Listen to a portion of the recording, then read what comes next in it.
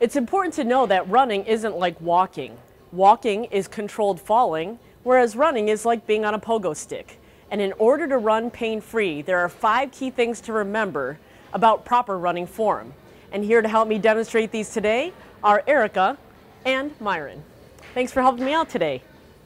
We're going to talk about the first step, which is making sure that when you run, you keep your chest up, a lot like you're getting your picture taken. So just chest up tall. This allows oxygen to come in through the system more efficiently and oxygenates your muscles for better recovery.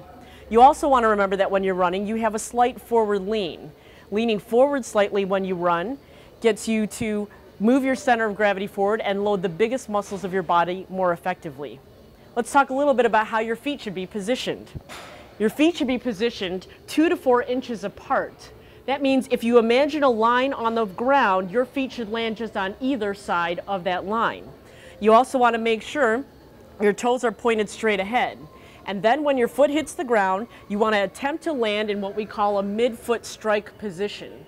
This position is the one that prevents the most amount of injuries with running. So you want your foot to land just underneath your hip, and you want to create a stride length from a stronger push-off from that mid-foot strike.